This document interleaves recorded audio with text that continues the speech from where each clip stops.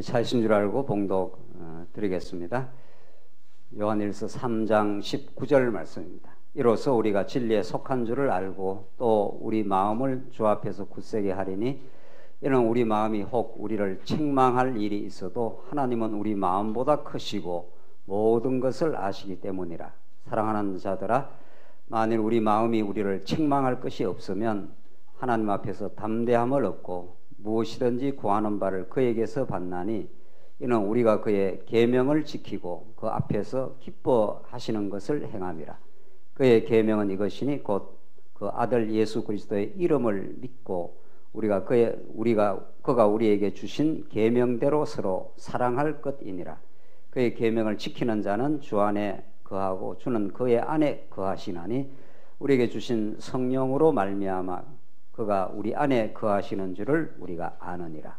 24절까지 우선 봉독드렸습니다. 우리는 지금 요한일서에 개진되는 적그리스도에 대한 배척의 말씀, 즉 요한일서 주제가 이제 그리스도에 대한 확정을 통해서 이 땅에 여전히 지금 횡행하는 적그리스도 마귀의 권세를 잘 싸워 승리할 수 있도록 하나님께서 인도해 가시는 복음의 메시지입니다. 우리 이렇게 생각해 볼 수가 있는 거죠. 하나님이 이 우주를, 이 어마어마한 광활한 우주를 이제 지금도 당신의 뜻대로 통치하십니다. 어떤 이 우주의 세력도 하나님의 주권과 그의 손길에 의해서 지금 진행되고 있는 거죠. 그렇다면 하나님의 자녀인 우리 하나님의 백성들이 어떤 어려움도 없고 어떤 유혹 가운데 빠지지 않을 수 있도록 하나님께서 얼마든지 하나님 우리를 지키시고 또 그렇게 섭리할 수가 있습니다. 그러나 오늘 요한 1서부터 이제 계신되는 요한 1서, 요한 1, 2, 3서, 유다서, 마지막 이제 계시록까지 보면은 하나님의 주권적인 통치 속에 교회를 또 우리 하나님의 택한 백성을 위협하고 끊임없이 유혹하고 어두운 세력으로 끌고 들어가는 마귀의 권세, 다른 말로 말하면 적그리스도의 세력, 이런 그 세력 가운데 던져 놓으시고 하나님께 섭리를 해 가십니다. 요한일서가 그것을 너무도 생생하게 지금 증언하고 있는데 그런 적그리스도의 도전과 유혹이 그렇게 만만하지 않습니다. 오늘 권사님 기도하신 대로 우리가 하나님 믿고 이렇게 살지만은 때때마다 마치 하나님 믿지 않는 사람들처럼 우리가 불평도 하고 때로는 원망도 하고 그렇게 살 때가 너무도 많습니다. 그것은 이미 적그리스도의 세력, 마귀의 권세, 어둠의 유혹에 우리가 이미 접촉되어 있고 상당히 유혹을 받을 때가 많습니다. 그때마다 하나님 살아계심을 잃어버리고 평안도 잃어버리고 우리가 형제와 형제 간에 미워도 하고 시기도 하고 원망도 하는 이런 삶이 우리에게 문득문득 또 상당히 우리에게 드러나기도 합니다. 그런 세상 가운데 던져놓고 하나님께서 잘 싸워 승리하게 하는 그 하나님의 능력, 복음의 위대함이 요한일서에 잘 개진되어 있습니다. 그래서 요한일서는 그 첫 출발 자체가 태초로 붙어 있는 생명의 말씀이라 이것은 세상에서는 결코 들을 수 없고 세상이 우리에게 공급해주는 메시지가 아니라 이 우주가 창조되기 이전 하나님이 영원히 살아계시고 태초로 붙어 있던 생명의 말씀에 관하여 우리가 듣고 보았다. 그게 예수 그리스도 사건으로 이제 등장했다. 그분 안에서 하나님 아버지와 아들이 함께 우리가 누리게 될 때 그걸 사귐이라 한다. 그러니까 사람과 사람이 사귀어갖고는 그건 이미 죄의 종로로 마귀 권세의 모든 인류가 이미 빠져있기 때문에 사귀는 것 자체가 자기중심적, 자기 목적적입니다. 저 사람을 내가 사귀면 내게 유리하다. 이래서 세상 사람들은 사귀입니다. 뭐 힘 있는 사람, 뭐 유력한 사람, 세상에 권세 있는 사람 사귀면은 내한테 유익하기 때문에 사귀는 거죠. 그 유익의 메리트가 사라지면 사귀지 않습니다. 이것이 타락한 인간의 사귐이라면 요한 1서가 전개하는 하나님 나라, 하나님의 태초로부터 있던 생명의 말씀에 의해서 이루어지는 사귐은 자기 유익을 전제로 하는 게 아니라 하나님의 계획과 그분의 뜻이 우리 안에 드러나서 우리가 얼마나 말할 수 없는 타락한 존재였지만은 하나님 안에서 죄 없다고 선언해 주시고 하나님의 자녀로 삼아 주셔서 그 예수 그리스도를 매개로 한 사귐을 하나님께 주신다. 그때는 내가 타자를 자기 유익의 대상, 자기 이용물이 아니라 하나님이 주시는 그 놀라운 자녀, 하나님의 형제 자매, 그렇게 우리는 다른 지체를 이해하게 되고 그 안에서라야 우리가 하나님 나라의 누림, 그것을 사귐이라 이렇게 말하는 거죠. 그것이 우리에게 진정한 기쁨이라고 그렇게 이제 요한일서가 말하지 않습니까? 그 안에 참된 기쁨을 너희에게 기쁨이 충만하게 하려고 이런 그 복음의 메시지를 쓰고 있다. 왜냐하면은 우리를 사랑하신 하나님과 그 아들 예수 그리스도, 그것을 우리가 그 사귐을 통해서 더 깊이 확정을 해가는 거죠. 그게 교회라는 거죠. 그래서 그렇게 복음 안에 우리가 살아가게 되면 우리는 다른 지체에게 어떤 것을 요구하거나 다른 지체에게 어떤 걸 기대하는 게 아니죠. 그 기대라는 것처럼 인간의 관계를 어렵게 하는 게 없는 거죠. 부부간에 왜 힘드냐 하면은 내가 이렇게 기대를 했는데 기대가 충족이 안 됐다는 거예요. 기대의 그 밑에는 강렬한 욕망이 깔려 있습니다. 그러나 우리 그리스도 안에서의 지체는 상대방에 대한 기대를 하는 게 아니라 내가 충만한 복음을 자꾸 깨달아 간다면 그 사람을 어떻게 덮어주고 이해하고 어떻게 다가가고 짐을 들어줄까 이렇게 되는 거죠. 근데 서로 그렇게 된다면은 이걸 우리는 천국이라 하나님 나라라 거기서 기쁨이 충만한 걸 하나님이 허락하셨다고. 이건 결코 인간이 만들어낼 수 있는 게 아니라 태초로부터 계신 생명의 말씀이 그렇게 만들어주는 것이고 그것을 교란하고 그것을 흔들어 놓는 것을 적그리스도라 한다. 지금 요한일서는 그렇게 이제 전개되는 거죠. 그래서 우주보다 더 크신 우리 하나님이 모든 걸 통치를 하시는데 하나님께서 얼마든지 우리를 평강 가운데 단번에 인도할 수 있지만 적그리스도 마귀의 권세 속에 우리를 던져놓았다가 하나님께서 우리를 건져내시는 거죠. 그래서 하나님의 통치 속에 적그리스도 활동을 하나님 허락을 하신 겁니다. 선악과를 만들어 놓고 마귀가 따먹으러 유혹하러 들어올 때 하나님 다 아시는 거죠. 저것을 따먹으면 너 하나님과 같이 될 수 있어. 이것처럼 강렬한 유혹이 없는 거죠. 하나님과 같이 되면 마음대로 하는 거죠. 그러니까 그걸 따먹어버린 거 아닙니까? 그러고 나서 모든 인류가 죄 가운데 빠진 겁니다. 그래서 죄는 어떤 범죄로 드러나기 이전에 인간 속의 내면에 이미 내재해 있고 적그리스도는 그걸 이렇게 충동질하는 거죠. 너가 할 수 있어. 너가 왜 딴 사람보다 못해? 너는 더 잘난 사람이 될 수 있어. 그렇게 뒤에서 밀가루듯이 움직이면은 거기에 이제 놀아나기 시작하는 거죠. 그래서 세상 사람들은 그 적그리스도의 교란 작업, 그 유혹에 언제나 빠져들어가고 그 가운데 하나님께서 생명의 말씀을 우리에게 공급하시는 거죠. 그래서 생명의 말씀은 그런 적그리스도 유혹을 간파하고 처복종시키고 이제 진리 안에서 승리의 길로 가게 하신다는 거죠. 오늘 본문 말씀으로 들어갑시다. 오늘 본문 말씀은 이제 적그리스도의 정체에 대해서 그러니까 생명의 말씀을 지금 가르쳐 주시고 적그리스도가 도대체 어떤 정체를 가지고 우리 성도들을 유혹하고 교란시키고 교회를 분열시키고 하느냐는 거죠. 그것을 잘 간파를 해야 진짜 그리스도를 더 의지하고 그리스도 안에서 승리의 길을 갈 수 있다는 건데 우리 지난 시간 이제 그 흐름이 그 형제 미워함을 알려주는 그 적그리스도가 그런 일을 한다는 거죠. 형제를 자꾸 미워하면서 그것을 잘하는 것으로 생각을 한다는 거죠. 적그리스도는. 그래서 우리 19절을 봅시다. 이로써 우리가 진리에 속한 줄을 알고 또 우리 마음을 주 앞에서 굳세게 하리니 이는 우리 마음이 혹 우리를 책망할 일이 있어도 하나님은 우리 마음보다 크시고 모든 것을 아시기 때문이라 나오잖아요. 자, 우리가 이제 그 진리에 속한 사람이 됐습니다. 우리는 하나님께 속한 사람이에요. 이 적그리스도에 속한 존재가 아니라 잠시 하나님께서 맡겨두셔서 진리를 떠나면 얼마나 미움이고 고통임을 경험시킨 것 뿐이죠. 우리는 그것이 소스라치게 싫은 거죠. 이게 우리가 이제 진리의 빛을 본 사람은 어두움이 얼마나 안 좋다는 걸 우리가 알고 있습니다. 추악하고 우리 영혼의 고통이 되고 한다는 걸 알고 있기 때문에 이제 그리스도로 가는 강렬한 이제 그 반전의 역사가 지금 일어난 거죠. 이미 일어났는데 그럼에도 불구하고 우리 옛사람이 남아 있는 거 아닙니까? 우리 옛사람을 하나님께서 교육적으로 남겨두십니다. 하나님 얼마든지 완벽하게 이렇게 만들 수가 있죠. 그러나 하나님께서 그렇게 하시지 않고 우리 이 성령의 서역이 강렬하게 살아나지만은 아직도 이 적그리스도, 어둠의 권세, 마귀의 세력, 여기에 끊임없이 유혹을 당하는 옛사람을 남겨두십니다. 그래서 그것이 늘 공략을 당하는 거죠. 그런 마음이 이제 흔들리는 거죠. 그래서 우리가 시기도 하고 범죄도 하고 미워도 하고 그러는 겁니다.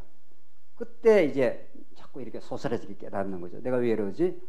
이렇게 깨달아 간다는 거죠. 그래서 오늘 본문이 이는 우리 마음이 혹 우리를 책망할 일이 있어도, 그래서 이건 아닌데 이런 자기 책망할 일이 이제 생기는 거죠. 근데 만약에 우리가 복음이 없다면 인간은 자기를 계속 책망하고 자기를 단죄하고 정죄하면 괴로워서 못 삽니다.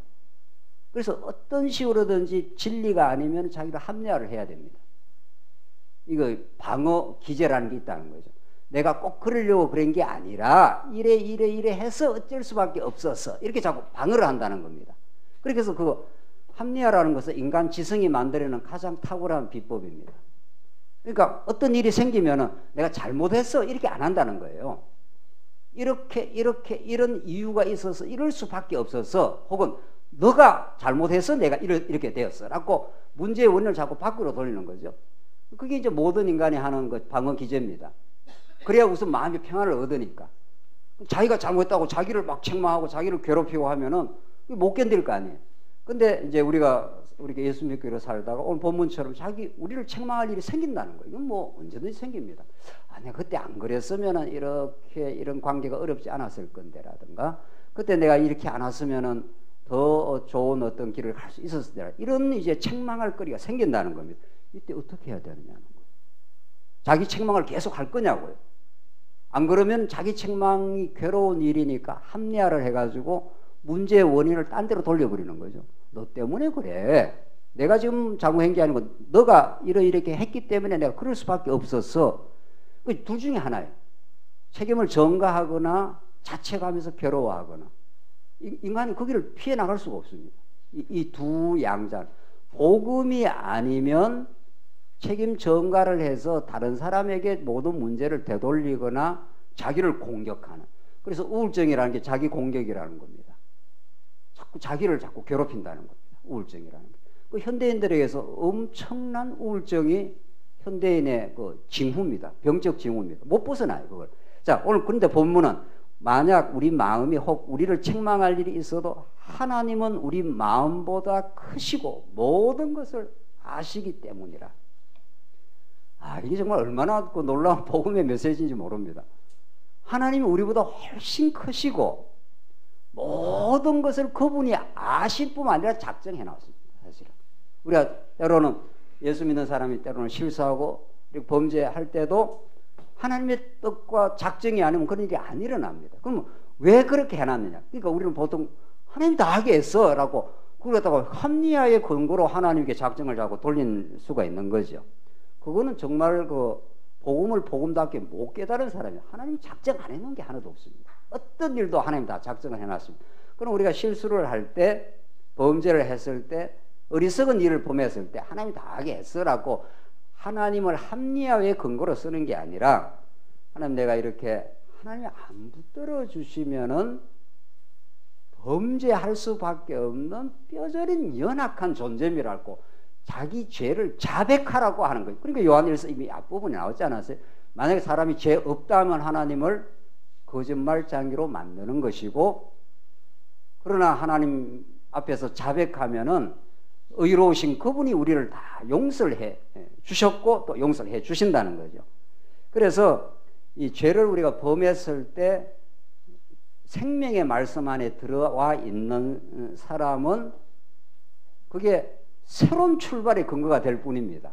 그게 자기를 공격하거나 자기가 못났다고 괴로워하거나 안 그러면 다른 사람한테 책임을 전가하는 이런 악순환의 고리를 벗어날 수 있는 것은 생명의 말씀 안에 들어있으면은 빛 가운데 있다면은 정직한 하나님 앞에서 자백을 하게 된다는 거예요. 하나님 내가 이런 부분이 참 잘못했습니다. 이렇게 우리가 실수하고 어리석었습니다라고 고백할 수 있다는 거죠. 이것은 자기 책망이 아닙니다. 자기를 막 괴롭히고 괴로워하고 내가 마치 잘할 수 있었는데 후회스럽다는 거 아니에요. 그러니까 후회처럼 예수 믿는 사람의 불신앙도 없습니다. 후회는 자기가 안 할 수 있는데, 그런 능력이 대단한 존재가 있는데, 도덕적 능력이 있는데 그걸 안 했다는, 어쩌다가 이렇게 했다는 거죠. 그렇지 않습니다. 다윗이 얼마나 신앙이 사기가 충천하고 정말 사울에게 쫓겨다니면서도 사울을 몇 번이나 살려주기도 하고 그런 믿음의 사람입니다. 하나님 안 붙드시면은 정말 별 볼 일 없는 인생이 됩니다. 그래서 다윗이 그때마다 하나님께 고백을 하게 되는 거예요. 하나님, 제가 하나님 앞에 붙들지 않으면 이럴 수밖에 없는 연약한 죄인입니다. 이렇게 되는 거죠. 그걸 고백하게 될 때 하나님은 대언자 대신 의로우신 예수 그리스도 사건을 생각나게 하는 거죠. 이미 2000년 전에 예수님이 다 정리 다 했습니다. 이미 과거, 현재, 미래제까지 완벽하게 다 이미 정리했습니다. 그런데 우리 살아가면서 자기 책망할 일이 생기고 범죄할 일이 생길 때 괴롭단 말이죠. 자꾸 내가 괴로우니까 그 괴로움을 스스로 자꾸 벗어나려고 괴로움의 원인을 밖으로 돌려버리거나, 안 그러면은 이제 자기를 자꾸 괴롭히는 우울함에 빠질 수 있는 건데, 거기서 벗어날 수 있는 거는 오늘 본문대로 하나님 우리 마음보다 크시고 이 모든 것을 아시는 하나님께서 우리로 하여금 더 하나님을 의지하고 자기를 하나님 앞에 정직한 자백을 통해서 하나님께 나오라고 그렇게 했다는 거죠. 그래서 더 신앙이 이제 강건하게 되는 거죠. 점점. 이게 이제 오늘 본문의 복음의 메시지입니다. 21절, 사랑하는 자들아, 만일 우리 마음이 우리를 책망할 것이 없으면, 이럴 수도 있는 거 아니에요. 책망할 것이 없고 성령의 소욕 따라서 우리가 강건한 믿음의 삶을 살 때가 또 있지 않습니까? 이렇게 못 살 때도 있고 살 때도 있는 거죠. 그걸 하나님이 조절하시고 하나님이 이끌어 가십니다. 그걸 내가 선택하고 내가 하는 게 아니라. 그래서 믿음 안에서 우리가 진리를 위해서 살고 교회를 사랑하는 마음이 생기고 스스로 이렇게 복된 교회 일에 참여하고 이런 마음이 있어서 우리를 책망할 것이 없는 이런 기쁨의 삶을 살 때가 있다는 거죠. 그럼 하나님 앞에서 담대함을 얻고 무엇이든지 구하는 바를 그에게서 받나니, 그때 구하는 건 다 성령의 소욕을 구하게 되는 거니까 하나님 내 뜻대로 마우시고 아버지 뜻대로 내 인생을 이끌어 주시고, 우리 교회가 아버지의 뜻대로 복음이 잘 지켜지고 더 많은 영혼들에게 복음이 전파되게 하시옵소서. 이런 하나님의 뜻대로 구하는 마음이 담대한 영혼 속에 자꾸 이렇게 생겨난다는 거죠. 그렇게 되면은 무엇이든지 구하는 바를 그에게서 받나니, 구하는 대로, 그건 아버지 뜻대로 구했으니까 그 시점이 문제일 뿐이지 반드시 그게 이루어진다는 걸 확인하게 됩니다. 우리 교회가 회복되기를 정말 간절히 우리가 구해왔지 않습니까? 단순히 성도가 많아진다, 이런 게 회복은 아니지 않아요. 교회가 회복된다는 건 이전보다 더 복음을 사랑하기, 이전보다 더욱 자신의 죄악성을 깨닫고 복음을 더 의지하기, 이전보다도 더 지체를 있는 그대로 받아들이고 존중하기, 이런 것들이 우리 복음의 회복이고 진정한 교회의 회복입니다. 그것이 우리의 간절히 구하는 우리의 기도의 내용이었습니다. 그 기도를 하나님께서 하게 하시고 이루어 가십니다. 이게 우리의 능력으로 이루어지는 게 아니라, 그래서 교회가 새로 오신 분이 이전보다는 더 교회가 훨씬 따뜻해져서 좋습니다, 이런 표현을 써요, 실제로. 전에는 우리가 좀 그렇지 않았던 부분이 있었던 모양이죠. 하나님의 작정과 예정을 우리가 너무 잘 믿어서 그런지 올 사람 오고 갈 사람은 가겠지, 그건 하나님께 작정과 예정을 믿는 태도가 아니라 거의 숙명론적인 태도죠. 하나님께 정말 작정과 예정을 진심으로 믿는다면은 우리가 넘치는 은혜 속에 들어와 있고, 그런 은혜의 감격이 있으면 자연 발생적으로 지체에 대한 염려, 지체에 대한 관심, 지체를 찾아가고자 하는 마음 당연히 생기겠죠. 그래서 우리의 무엇이든지 구하는 바를 그에게 받게 되어 있습니다. 그러니까 그게 기도의 확정이 되는 거죠. 그러니까 언약 성취 안에 반드시 그 언약의 뜻을 기도하는 마음을 주시고 우리 신앙이 자꾸 성숙하는 건 그 기도가 확정이 됩니다. 이거 진짜 하나님 이루시는 거구나. 그러니까 더 우리가 하나님을 의지하고 찬양하게 되는 거죠.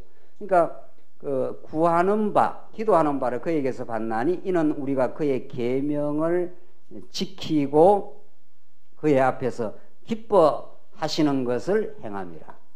자, 이게 중요한 규절이 나왔는데 이 앞에서도 한번 정리하긴 했습니다만 다시 한번 보십시다. 이 무엇이든지 구하는 바를 그에게서 받나니, 우리가 이제 언약의 뜻을 구하게 되면 하나님께서 이루어 주신다는 거죠. 우리의 간절한 그 소원을 이루어 주시는데, 이는 그게 뭐냐 하면은, 이는 우리가 그의 계명을 지키고 그의 앞에서 기뻐하시는 것을 행함이라. 이거 굉장히 좀 엄밀하게 주석을 할 필요가 있는 거죠. 도대체 그의 계명이 뭐냐는 거예요.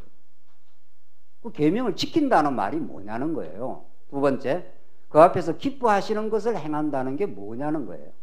그건 앞뒤 문맥에서 또 요한일서 전체 문맥을 통해서 확인해야 되는 거죠. 조금 읽고 우리가 정리해 봅시다. 23절 또 나옵니다. 그의 계명은 이것이니 했지 않습니까?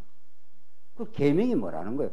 계명하면 일반적으로는 뭐 우리 성도님들은 그렇지 않겠지만, 계명하면 그냥 구약의 뭐예요? 십계명. 뭐 이렇게 일반적으로는 생각하는 거죠. 근데 오늘 본문 말씀은 그게 전혀 아닙니다. 23절에 그의 계명을 지키게 된다는 건데, 그의 계명은 이것이니 뭐냐면 곧 그 아들 예수 그리스도의 이름을 어떻게 해요? 믿고. 이게 계명을 지킨다는 거예요.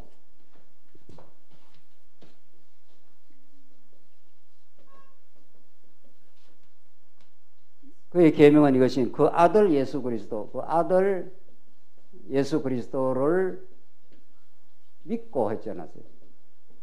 계명을 지킨다는 말이 구약의 무슨 십계명, 나 외에 다른 신을 섬기지 말라, 내 이웃을 어떻게 하라, 이런 것을 내가 1계명, 2계명, 3계명 이렇게 지키는 게 아니라는 거예요.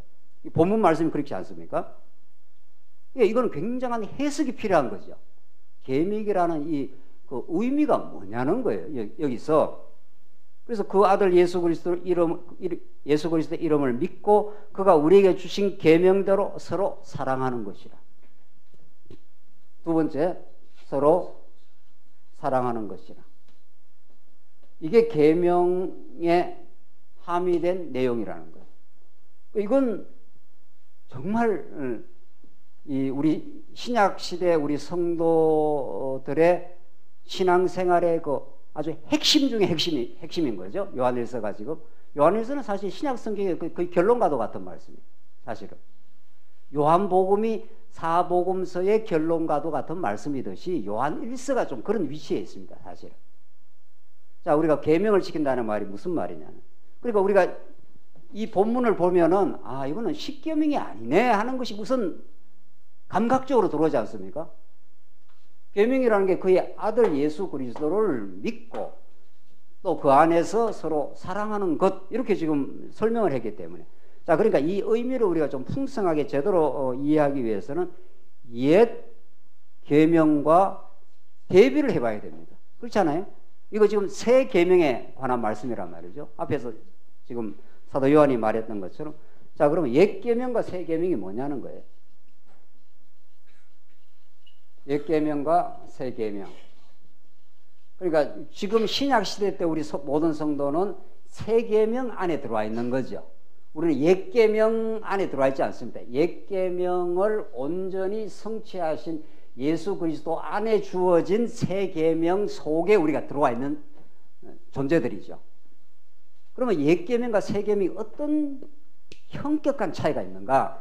이걸 우리가 정확하게 이해를 하게 되면은 새 계명 안에 들어와 있는 우리 신약적 삶이 얼마나 아름답고 얼마나 하나님의 놀라운 은혜 속에 있는가를 우리 알게 되죠. 자, 옛 계명이 뭡니까? 십계명. 십계명을 누구에게 줬습니까? 400년 종살이에서 이스라엘 백성 하나님께서 스스로의 힘으로는 결코 나올 수 없습니다. 하나님의 아브라함 언약을 주셔서 그 땅을 축복의 땅으로, 약속의 땅으로 이미 줬습니다. 주고 이제 그 자손을 번창시켜 가는데 그들을 가나안 땅에서 얼마든지 번창시킬 수 있습니다. 그런데 하나님은 그렇게 안 합니다. 왜냐하면 가나안 땅에서 번창시키고 그 땅을 그냥 줄 수 있습니다. 하나님이 안 주는 게 없습니다. 그냥 주면 그것이 얼마나 크고 놀라운 은혜라는 자각이 없는 거죠. 그래서 하나님께서 애굽에 400년 종살이를 시켜버립니다. 400년 종살이에서 스스로의 힘으로는 결코 나올 수가 없습니다. 또 나올라 해도 또 재앙, 열재앙이 있어도 바로가 그걸 내줄 리가 없죠. 그걸 붙들어 놔야 자기 종로로 다면서 자기 마음대로 사용해 먹는데 안 내줍니다. 그래서 마지막 재앙, 유월절 어린 양의 피를 문설주에 바를 때 죽음의 사자가 패스오버 넘어가고 6월 넘어갔으니까 그래서 그들을 죽음에서 이제 살려낸 겁니다. 그래서 광야로 나왔지 않습니까? 그래서 광야로 나와서 이제 가나안 땅으로 이제 인도를 해가는데 광야길을 통과하는 거 하나하나 자체가 이스라엘 백성들의 능력과 지혜로 가나안 땅에 갈 수 있는 것이 아니라는 걸 깨닫게 하기 위해서 이제 광야길을 통과시키는데 거기서 시내산으로 인도해서 십계명을 줍니다. 나 외에 다른 신을 섬기지 말라. 등등등등등등 거짓말하지 말라. 거짓 증거하지 말라. 십계명을 하나님께서 주십니다. 이스라엘 백성들 아담 타락 이후 이스라엘 모든 백성들은 머리끝에서 발끝까지 400년 동안 종살이하고 나왔기 때문에 그들은 애굽 신을 섬기는 것이 머리끝에서 발끝까지 딱 몸에 배어 있습니다. 그러니까 잠시 모세가 하나님의 말씀을 받으러 간 사이에 뭐 만들고 있습니까? 네. 거기서 나온 검은 보스들 다 던져가지고 금송아지를 만들어가지고 너무도 기가 찬 겁니다. 이거는. 그러니까 지금 나온 지가 얼마 안 됐습니다. 나올 때 그 놀라운 기적을 봤지 않습니까? 홍해가 갈라졌습니다. 세상에. 그러니까 내 같으면 절대로 안 그러겠다. 그 홍해가 갈라졌지 않습니까? 세상에. 앞에는 홍해 바다가 넘실대고 뒤에는 바로 막 군대가 뭐 물밀듯이 쳐들어와서 우리가 다 죽었다고 모세를 얼마나 원망했는지 모릅니다. 이 모세야 우리를 죽이려고 여기 데리고 왔냐? 근데 하나님께서 그 넘실대는 홍해가 쫙 갈라지면서 그 마른 땅처럼 통과했다는 거 아닙니까? 이거는 뭐 놀라운 찬양의 기적의 황홀한 그런 감격의 시간들을 보내지 않습니까? 그리고 얼마 안 갔습니다. 시내산에 당도했고 잠시 모세가 사라진 틈을 타고 애굽에서 가져온 검은 보화들을 전부 집어 던져가지고 불 속에 던져가 금송아지를 만들어 놓고 이것이 우리를 인도해낸 신이라. 이것이 우리를 인도해낸 신이라는 거예요. 이런 어처구니 없는 그 타락상, 이 정확하게 우리 신약 시대의 우리의 모습입니다. 이게 남의 이야기를 지금 하고 있는 게 아닙니다. 뭐 이스라엘 백성들은 정확하게 우리 영적 이스라엘 백성인 우리의 모습을 그대로 가르쳐 주는 거니까. 아브라함 마찬가지, 야곱 마찬가지, 다윗 솔로몬 이후의 이스라엘 백성들도 마찬가지. 여전히 이스라엘 백성들은 하나님이 그 찬란하게 지어놓은 성전에다가 바알신을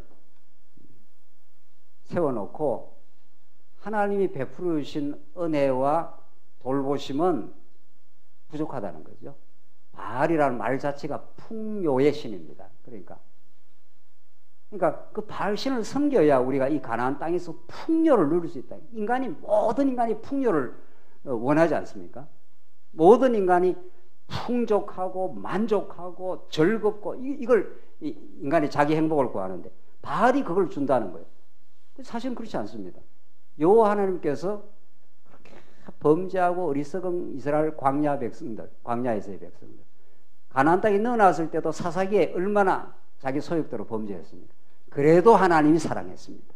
그래서 다윗 왕국을 통해서 솔로몬 성전을 통해서 그 찬란하고 아름다운 그 풍요한 나라를 줬는데 그게 이스라엘 백성들은 만족이 안 되는 겁니다. 오늘날 자본주의 역시 마찬가지입니다. 자본주의는 구약의 정확하게 발신입니다. 지금 우리가 물질적으로 먹고 살만합니다.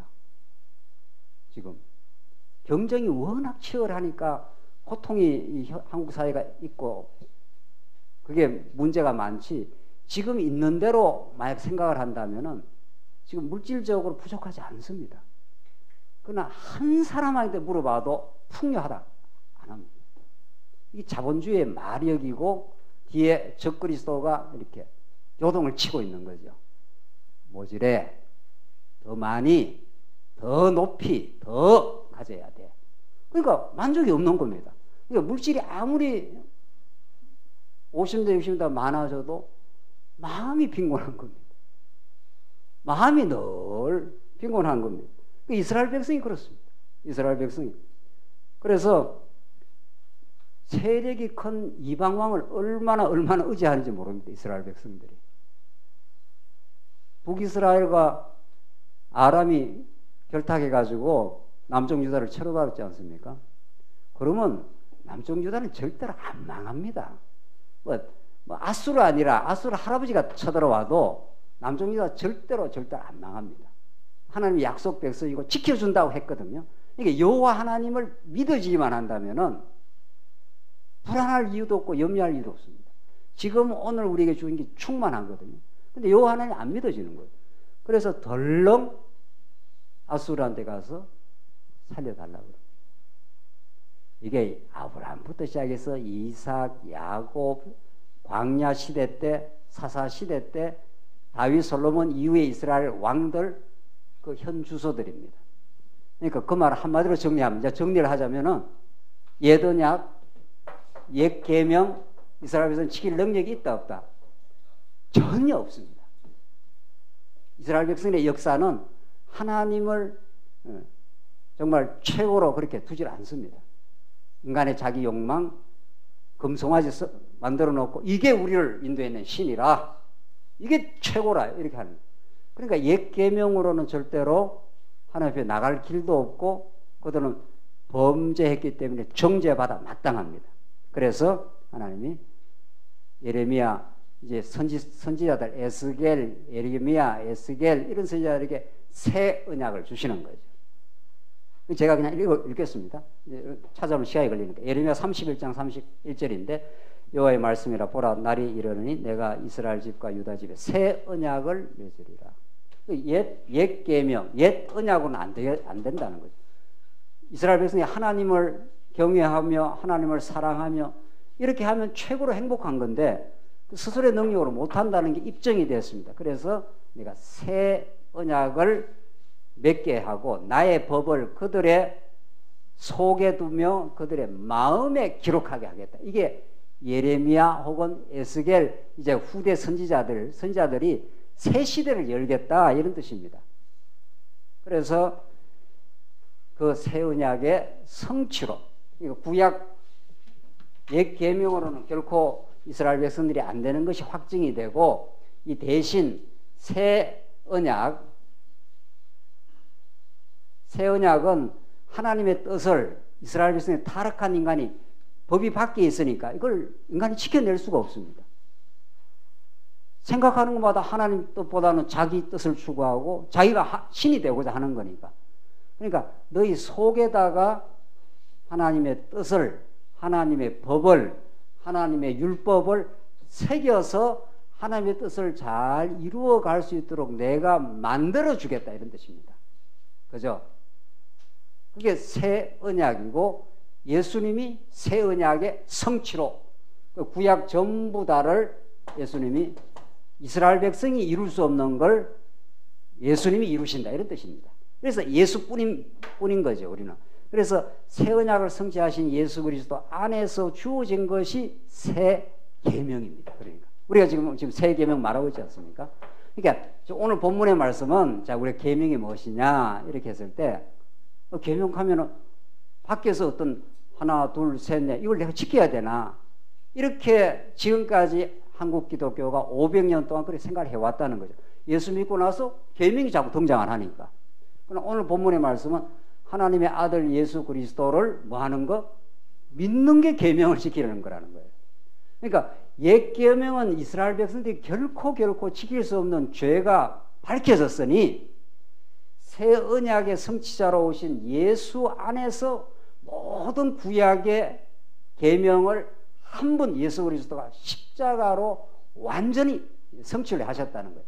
그 공로를 우리에게 그냥 주어 그를 믿기만 하면은 우리는 하나님의 뜻이 완벽하게 이루어진다는 거죠.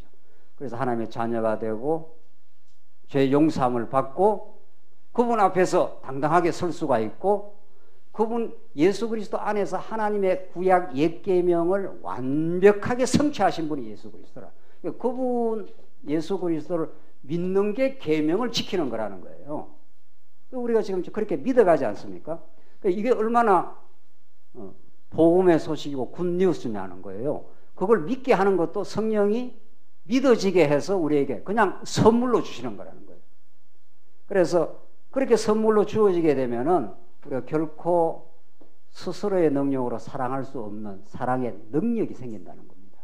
예수를 그렇게 믿고 나면은 하나님을 사랑하게 되고 그러면 서로 사랑하게 되는 법이 내 안에 사랑의 법, 성령의 법, 그리스도의 법이 내 안에서 이루어져서 내가 지키려고 애를 쓰는 게 아니라 마음이 그렇게 움직여져 간다는 거죠.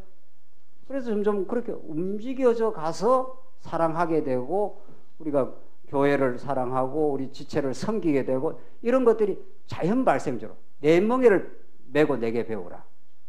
수고하고 무거운 짐자들 다 내게로 오라는 거죠. 그러니까 내가 율법을 지키고 내 능력으로 하려고 하니까 그게 될 리가 있나요?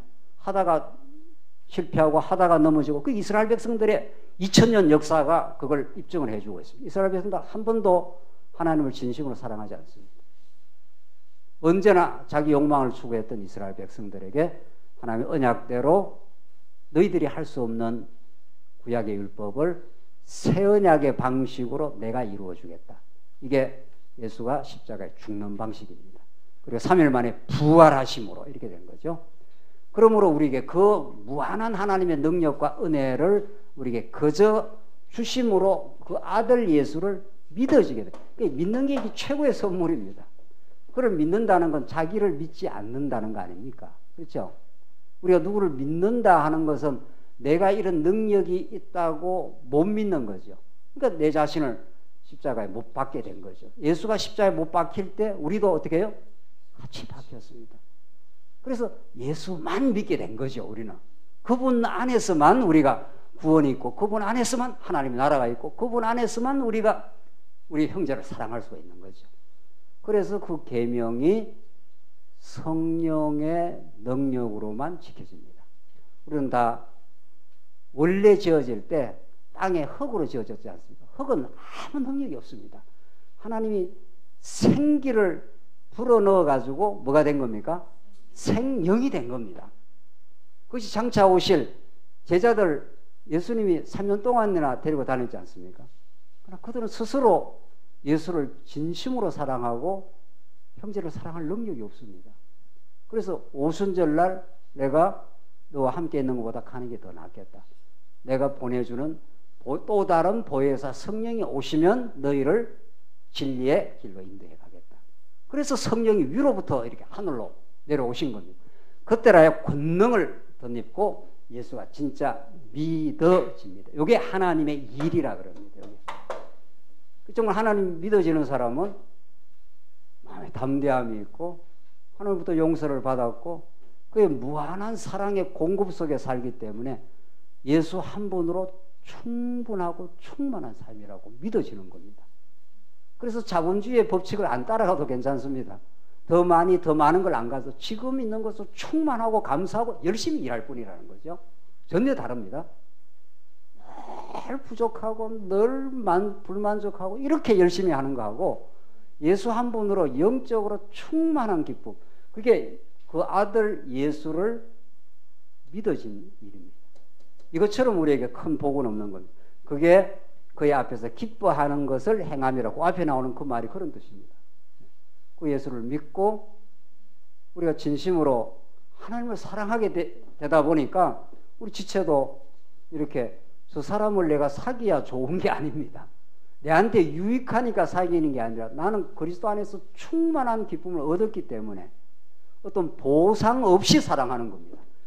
모든 인간의 행위는 예수 안에 복음 안에 들어와 있기 전에는 철미하게 보상을 기대합니다. 돌아오길 바라는 겁니다. 심지어 자녀한테도 그렇습니다. 자녀 사랑이 가장 순수한 사랑인데 자녀도 내가 충분히 사랑했는데 이 녀석이 어버이날 선물 같은 거 안 챙겨오고 좀 안 하면은 괜히 섭섭합니다. 인간 사랑은 절대로 순수하지 않습니다. 그래서 예수 안에 얻어진 이 놀라운 믿음, 이것이 서로 사랑하게 될 때 그냥 내가 하는 것이 아니라 내 안에 누가 하게 하는 거니까 예수가 하는 거니까.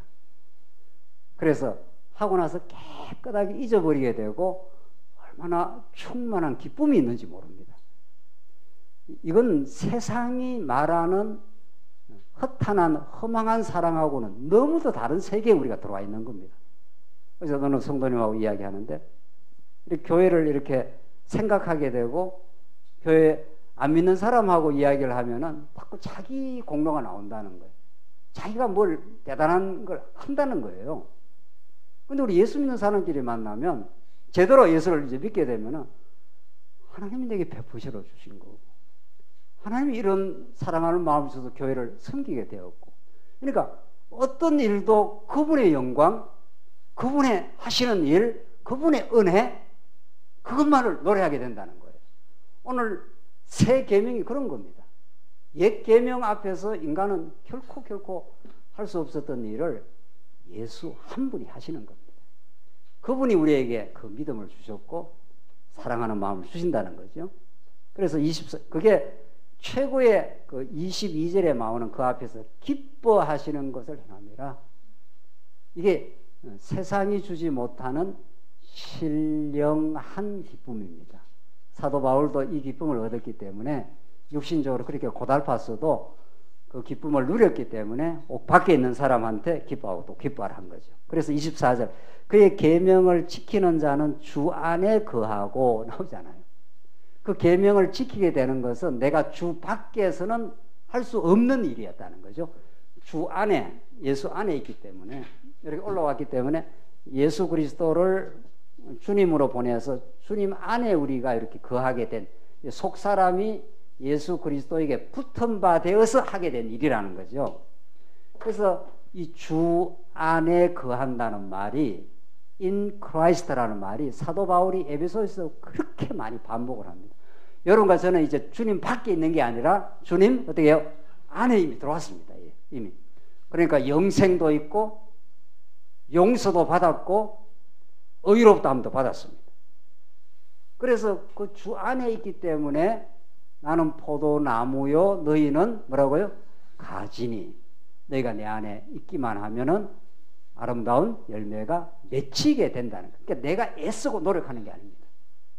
인위적으로 애쓰고 노력하는 게 아니라 그분의 깨달음이 나로 하여금 그렇게 풍성히 누림을 가지게 하고 기쁨을 가지게 하고, 그러니까 그때 나오는 수고와 사랑의 수고는 내가 인위적으로 자꾸 하는 게 아니라 하고 싶어서 하고 하게 되어서 하고 그것은 지치지 않고 하게 됩니다. 그리스도의 사랑이 역사하기 때문에. 그래서 주 안에 거하고 주는 그의 안에 거하는 주님과 일체가 되어버렸으니 율법이 밖에서 이렇게 나로 하여금 하라 하는 게 아니라는 거예요. 내가 이렇게 율법이 밖에 있고 여기서 너 이거 지켜 해 하지 마라 해, 이게 옛 계명입니다. 이게 옛 계명의 방식이고 새 계명은 옛 계명을 이루신 예수 그리스도가 우리 안에 들어와 버렸습니다. 그러니까 우리가 주 안에 지체가 되고 내 생각이 주님의 생각이고 주님의 생각이 내 생각이 되어버린 거죠. 그래서 주님이 우리를 사랑하신 것처럼 사랑할 마음이 있어서 사랑하는 겁니다. 교회 즐거워서 그렇게 사랑하는 겁니다. 계명을 지키려고 하는 게 아닌 거죠. 계명을 지키려고 하면 자꾸 실패합니다. 정죄감이 생기고 조금 해지는 것 같다가 어떻게 해요? 또 실패하고. 그러나 옛 계명을 온전히 예수가 이루시고 그분이 내 마음이 되어주신 거죠. 그래서 예수 그리스도의 마음을 가져라. 이제 내 마음이 아니라 그리스도의 마음이 우리 안에 역사한다는 거죠. 이게 신비로운 지금 예수 그리스도 안에서의 신앙생활입니다. 우리 안에 거하시나니 우리에게 주신 뭐라고 했습니까? 성령으로 말미암아 그가 우리 안에 계시는 줄을 우리가 아느니라. 이게 성령의 성취 사역 속에 들어와 있는 예수 믿는 사람의 삶입니다. 그러니까 요한일서가 이 복음을 우리에게 전개해 주고 있습니다. 이 땅에 어떤 종교도 하나님의 법, 진리가 내 마음에 집어넣어 가지고 나로 하여금 하나님을 사랑하고 진리 안에 살게 그렇게 하는 종교는 없습니다. 불교, 유교, 어떤 세상 종교도 다 법이 밖에 있습니다. 좋은 이 계명대로 해. 이거 지키고 이거 하고 하지 마. 그게 새 언약의 말씀은 그렇게 말하지 않습니다. 내가 형제와 이웃을 가르쳐 너는 여호와를 알라 하지 않겠다는 겁니다. 이제는 밖에서 자꾸 여호와 하나님을 알아라 이렇게 하지 않겠다는 거예요. 왜냐하면 이는 작은 자로부터 큰 자까지 다 나를 알기 때문이라. 알 수 있는 성령의 진리의 영을 우리 마음에 주셨기 때문에 그 진리가 우리에게 자꾸 말씀을 깨닫게 하고 인도하시고 사랑할 마음을 주시고 그리스도를 더 깊이 사랑하게 한다. 그게 우리 최고의 인생의 행복이니까. 이게 복음 안에 들어와 있는 삶의 인도고 오늘 마지막에 성령으로 말미암아 우리 안에 계시는 줄 알게 함이라. 이게 우리 안에 무거운 수관 짐을 내가 뭔가 애써서 교회도 그러지 않습니까? 그래도 내가 자꾸 뭘 하려고 하면 짐이 돼요. 그리고 조금 하고 나면 공로가 돼요. 그게 이 어처구니 없는 복음 밖에서의 교회 봉사죠. 내가 하려고 하면 짐이 되고 또 애써서 뭘 하고 나면 그게 기억에 남아서 이걸 누가 기억 안 해주나 싶고 그거 기억 안 해주면 서운해하고 그건 복음적 신앙생활 아닌 거죠. 수고하고 무거운 짐은 예수가 다 져주셨고 우리에게 가볍고 쉬운 멍에를 메어줘서 예수 그리스도의 은혜를 따라가기만 하면 그분의 은혜 속에 감사하고 기쁨이 넘치기 시작하면 그분의 마음이 내 마음이 되었고 포도나무 대신 그분이 내게 진액을 전달해 줘서 자연스럽게 하고 싶어서 하고 짐지는 것이 즐겁고 다른 지체가 고통받고 어려움에 빠진 성도가 사랑하는 마음이 생기고 그래서 즐거이 하게 되고 하고 나서 더욱 감사합니다. 이게 복음 안에서의 신앙생활이고 요한일서가 가르쳐주는 생명의 말씀에 접촉된 인생, 자기가 과거에 얼마나 부패하고 죄인이라는 사실, 결코 하나님의 뜻으로서의 계명을 지킬 수 없다는 것을 깨닫고 예수가 내 안에 찾아와서 이루어내십니다. 그것뿐인 거죠.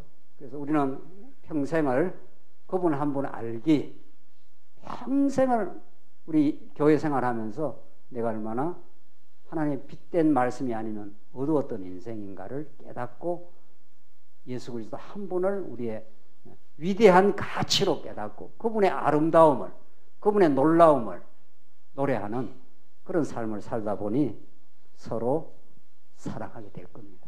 사랑하지 않고는 못 살도록 그렇게 만들어주시는 것이 내 안에 성령의 역사로 당신이 만들어주십니다. 그분을 노래하는 것, 그것이 그분을 함께 찬양하는 것, 그게 우리 오늘 성도로 모인 이 자리의 본질적 이유입니다. 기도하십시다. 자비하신 하나님 아버지, 우리는 사랑할 능력이 없고 진심으로 하나님 여호와를 믿고자 하는 마음도 없었던 부패했던 인생들이었지만 우리에게 복음으로 찾아와 주시고 예수 그리스도 사건을 통해서 그 십자가와 부활을 통해서 하나님의 마음을 우리에게 가르쳐 주셔서 참으로 감사합니다. 우리가 결코 지킬 수 없었던 옛 계명 아래 예수님이 정죄받아 죽으심으로 우리가 이제 그리스도의 지체가 되고 하나님 자녀가 되는 이 충만한 은혜 속에 있게 하셔서 감사합니다. 이 은혜를 누리며 살게 하시옵소서. 예수 그리스도의 이름으로 기도하옵나이다. 아멘.